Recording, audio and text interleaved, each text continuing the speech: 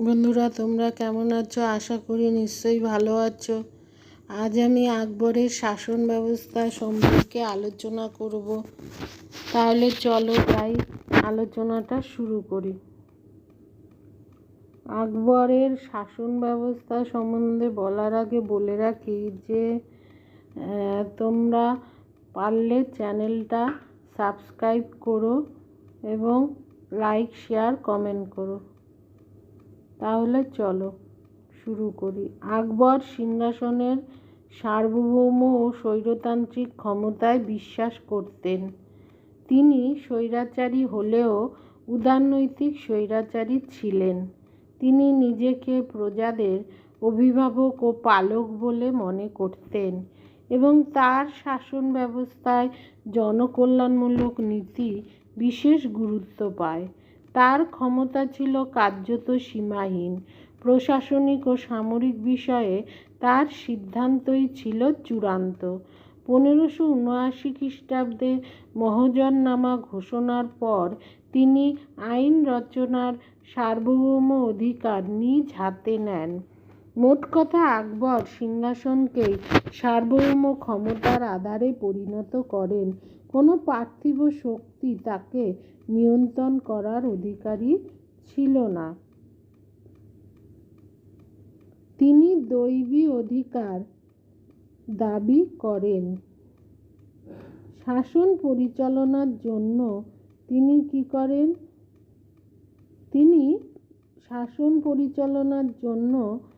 আমরা জানি যে আকবর কি ছিলেন। তিনি স্বৈরাচারী শাসক হলেও অত্যাচারী শাসক ছিলেন না।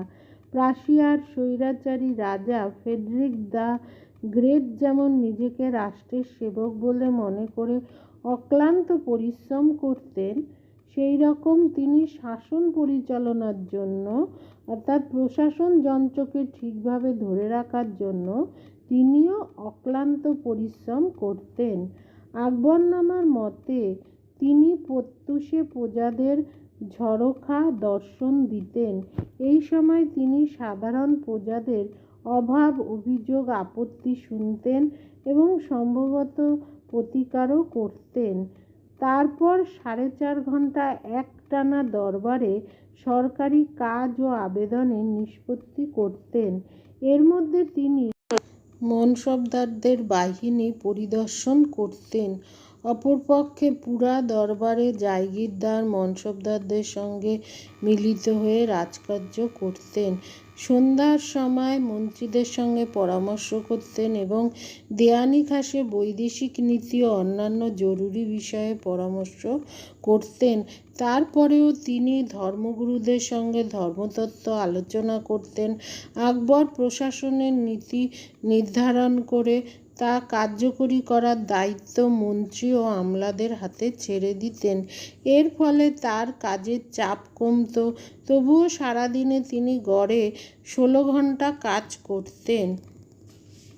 তিনি কেন্দ্রে তাকে সাহায্য করার জন্য 4টি প্রধান দপ্তর বা 4 মন্ত্রীর অধীনে রাখা হয় শাসন ব্যবস্থাকে। 1. ভকিল বা প্রধানমন্ত্রী। বৈরাম খাঁ ভকিলের পদে নিযুক্ত হন। বৈরামের মৃত্যুর পর আকবর নিজেই নিজের প্রধানমন্ত্রীর দায়িত্ব পালন করতেন। বৈরামের পরবর্তী ভকিলরা নামে মাত্র ক্ষমতা ভোগ করতেন। আকবর এই পদটির গুরুত্ব বিশেষভাবে কমিয়ে দেয়। উজির বা অর্থমন্ত্রী বা দেওয়ান, এই পদটিকে আকবর বিশেষ গুরুত্ব দেন। ভকিলের বহু দায়িত্ব উজিরের হাতে দেয়া হয়। উজিরের পদে মুজাফফর খাঁ, টোডরমল ও শাহ মনসুর খুবই নাম করেন। প্রকৃতপক্ষে এদের চেষ্টায় আকবরের রাজস্ব বিভাগ গড়ে ওঠে। রাষ্ট্রের আয়, ব্যয়, রাজস্বের হিসাব প্রভৃতি রাখার দায়িত্ব ছিল উজিরের। উজির প্রাদেশিক দেওয়ান ও রাজস্ব কর্মচারীদের নির্বাচন করতেন। বিভিন্ন রাজস্ব সম্পর্কিত কাগজে তার স্বাক্ষর ও সিল ছাড়া বৈধ হতো না। প্রশাসনের বহু দায়িত্ব উজিরের দপ্তরকে বইতে হতো। দেওয়ানি ই খালসা উজিরকে খালিসা জমির ব্যাপারে সাহায্য করতেন। দেয়াই ই জাগির উজিরকে জাগির জমির ব্যাপারে সাহায্য করতেন। এছাড়া আরও বহু কর্মচারী উজিরের অধীনে কাজ করত। ৩. মীর বখশী ছিলেন সামরিক বিভাগের মন্ত্রী। পদমর্যাদায় তিনি ঠিক উজিরের নিচে ছিলেন। তিনি মনসবদারদের পদমর্যাদা, বেতন, সেনার সংখ্যার হিসাবপত্র রাখতেন। সামরিক বিভাগের সকল কর্মচারীদের বেতন তার হাত দিয়ে হতো। প্রতি মনসবদারকে তার সঙ্গে যোগ রাখতে হতো। তিনি দরবারে সম্রাটের ডান দিকে দাঁড়াতেন। তিনি সেনা বিভাগে কোনো কর্মচারী নিয়োগ করতে চাইলে সম্রাটের কাছে হাজির করতেন এবং মনসবদারদের সেনার কুচকাওয়াজ পরিদর্শনে সম্রাটকে আহ্বান করতেন।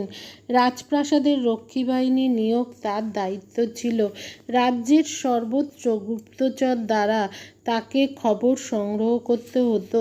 কখনো কখনো তাকে নিজে যুদ্ধ পরিচালনা করতে হতো। মীর বখশীর দপ্তরে কাজের ভার বেড়ে গেলে বহু সহকারী মীর বখশী নিয়োগ করা হয়। ৪. সদর সদুর ছিলেন ধর্ম বিষয়ক মন্ত্রী। তিনি সম্রাটকে মুসলিম ধর্মীয় আইন সম্পর্কে পরামর্শ দিতেন, দাতব্য বিভাগের কাজ পরিচালনা করতেন এবং প্রধান কাজী বা প্রধান বিচারকের কাজ করতেন। তিনি শরীয়তি আইনের প্রধান ব্যাখ্যাকার হিসাবে সম্রাটকে আইন সম্পর্কে পরামর্শ দিতে পারতেন। এজন্য সদর উলেমাদের সঙ্গে যোগাযোগ রেখে চলতেন। তিনি উলেমাদের সেউর খাল বা নিষ্কর জমি দান করার জন্য সুপারিশ করতেন। আকবর পরবর্তীকালে সদর সদুরের ক্ষমতা হ্রাস করেন। 1579 খ্রিস্টাব্দে মহাজননামা ঘোষণার পর সদরের ক্ষমতা বহুল পরিমাণে হ্রাস পায়।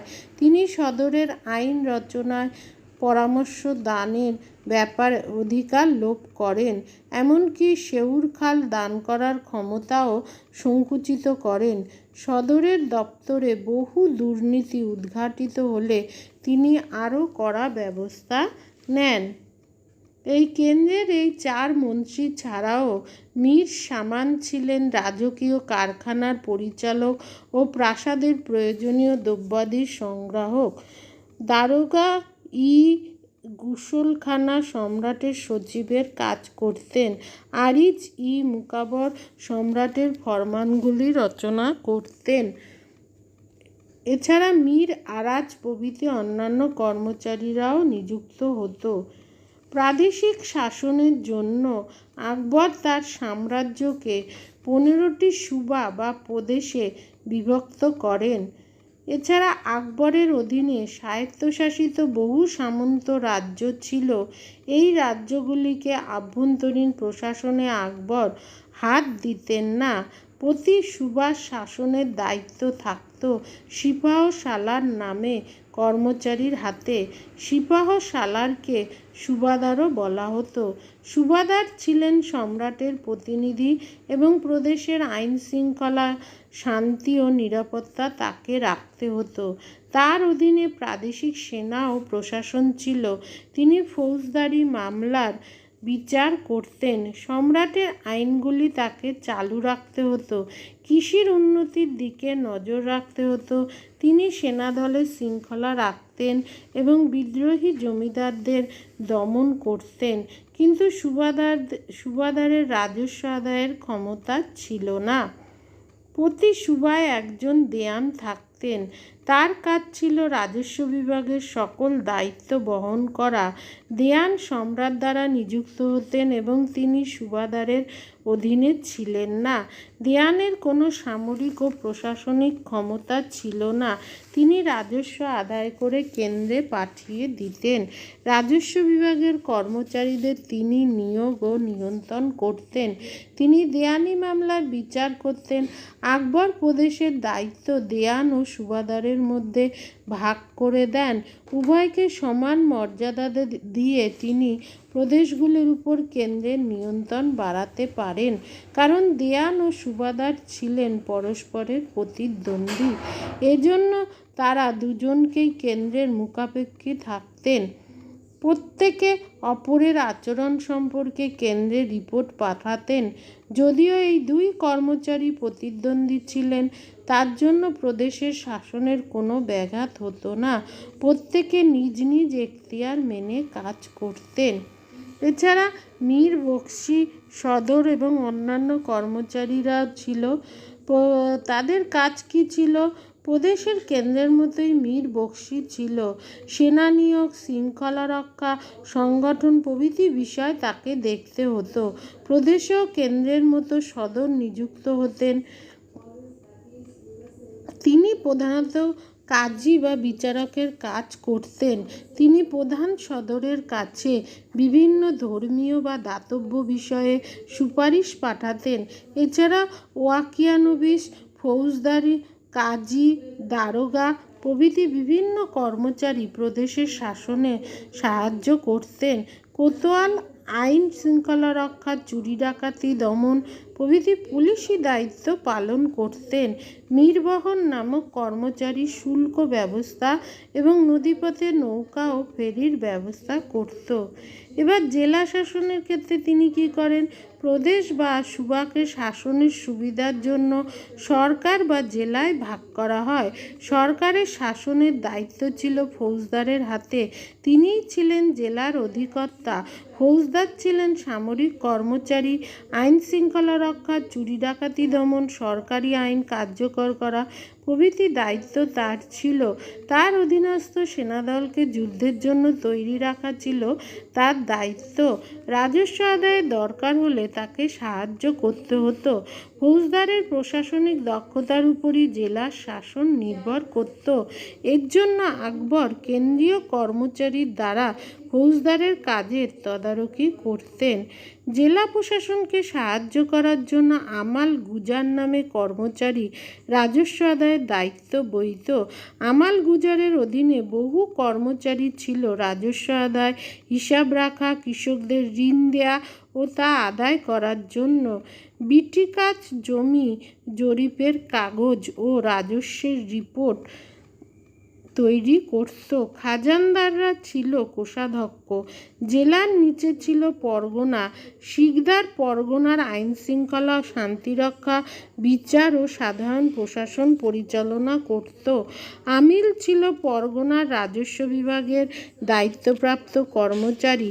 রাজস্ব নির্ধারণ, জরিপ, রাজস্ব আদায় প্রভৃতি কাজ তাকে করতে হতো। গ্রামের কৃষক ও গ্রাম প্রধানের সঙ্গে তাকে সংযোগ রাখতে হতো।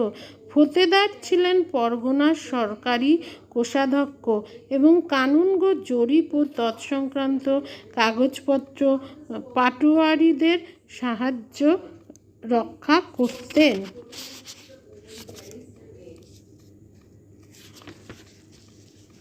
প্রত্যেক ভূমি রাজস্ব, পথকর, বনকর, জলকর, বাণিজ্য শুল্ক, জরিমানা, নজরানা ইত্যাদি খাতে রাজস্ব পেতেন আকবর। তবে ভূমি রাজস্ব ছিল প্রধান। তিনি 3 প্রকার ভূমি রাজস্ব প্রথা সাম্রাজ্যের বিভিন্ন অঞ্চলে চালু করেন, যথা যাবতী, গাল্লাবক্স ও নাসাক। আকবরের প্রবর্তিত যাবতী প্রথা প্রজাদের কল্যাণজনক হয়েছিল বলে জানা যায়। মুজফ্ফর খাঁ ও টোডরমল ছিলেন এই প্রথার উদ্ভাবক।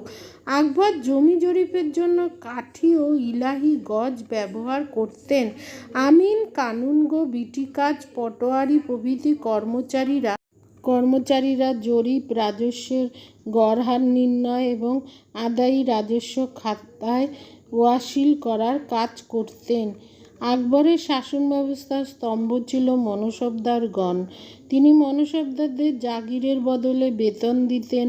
প্রতি মনসবদার নির্দিষ্ট সংখ্যক অশ্বারোহী সেনা সরকারি খরচে রাখত এবং প্রয়োজনের সময় হাজির করত। মনসবদারকে তার বেতন থেকে সেনাদলের ব্যয় নির্বাহ করতে হতো।